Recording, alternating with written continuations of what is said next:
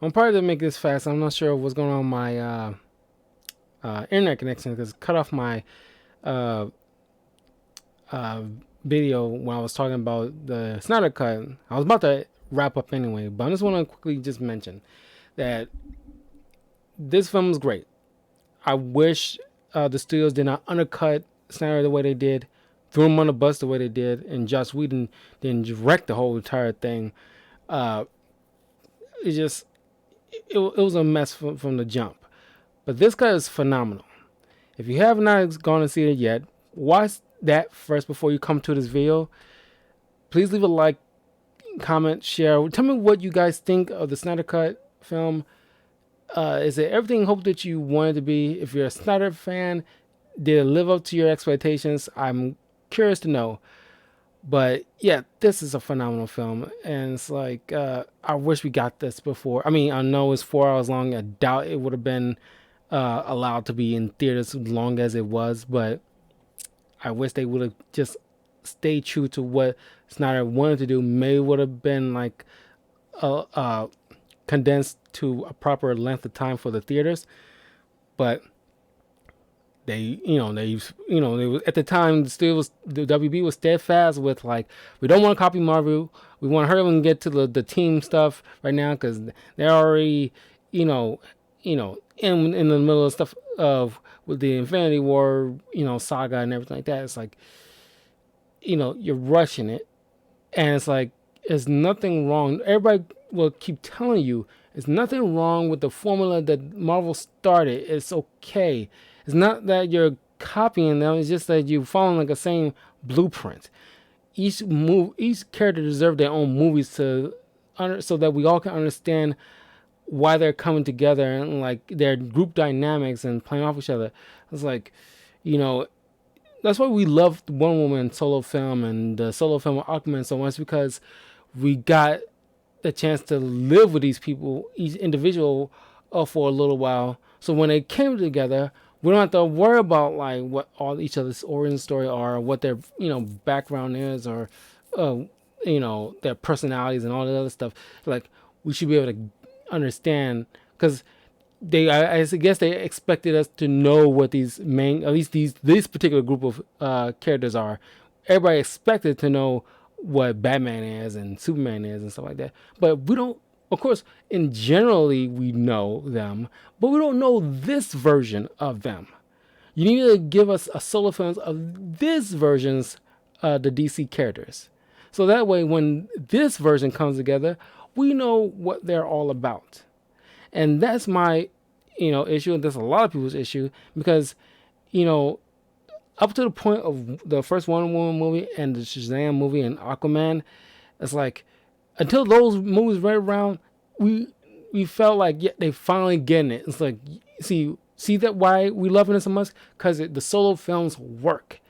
They're not saying you should abandon the shared universe concept, but just take your time and make good films first, and then seed the connection of a shared universe, because that's what Marvel did, and Marvel had to go through trial and error just to get to where they are. Not all of them were monumental successes to everybody's eyes. I mean, I think personally, Thor: The Dark World probably the worst film out of the entire Marvel Cinematic Universe franchise, right next to like Inhumans.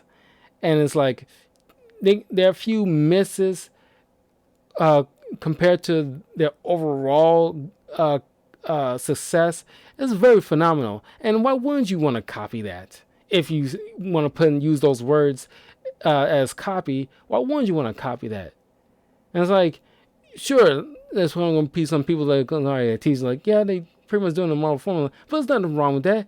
As long as you're raking in the dough and pleasing everybody, who gives a crap if it looks like you're making a copy? And it's like, if you're making a Batman film, you're not turning him to Iron Man. Just because they're two rich billionaire dudes that fight crime doesn't make them similar. They just do things differently from one another. The only thing that's similar about them is because they're rich. That is pretty much it. And they use, well, Batman uses gadgets, and in a way, Iron Man's suits are, in a way, gadgets, but more advanced, and it covers his whole entire body. But it's just like, you know, follow that formula. If you're making it just like with the Dark Universe with Dracula and the Mummy and stuff like that, make solo films first. Establish these guys. Make us live with them for a while, so that way we won't be questioning why they're coming together to stop a bigger evil. That kind of thing. But uh, all in all, I think this is like a great film. Go out and watch it. Or if you got HBO Max, watch it and stay home and be safe. But this is a great film, worthy of your time. If you got 4 hours of your time set aside, sit down, watch it with your family. It's a great family film. Even though Batman says "fuck" every, at least a few times in this, but you know, you know, it's still good. I mean, and the only thing I probably can say that I can do without was because they did show Jared Leto's Joker, and they took up all the tattoos and stuff like that, which is great. But I still don't feel him as like a Joker. He's a very low tier Joker to me, and his laugh doesn't work for me. But I don't know. It's like none of that worked well for me. If I want to like leave out anything, it was that last nightmare scene in the epilogue. I could have done without. I don't really need it. I don't think it's supposed to serve like the idea of what could happen if like something happened to Lois Lane. Which, by the way, I didn't even mention Lois Lane. Uh, she's better than the last one. I don't really. The actress, I forgot the actress name. She's a right actress. I've seen her in a fair bit of stuff. Uh, she's an okay Lois Lane. Would have been my pick for Lois Lane, and I don't really. She's like, it's kind of like the way Natalie Portman as Jane Foster in the first Thor movie. She was like, nah, or even like Rachel Dawes, the two ladies who play Rachel Dawes in the Nolan films. They're like, meh. It's like they're okay, not really serve as much. You're glad they're there, I guess. You're right in the middle. You're neutral about them. It's not like they're not bad and not good either, but it's like, yeah, that's what I gotta feel about them.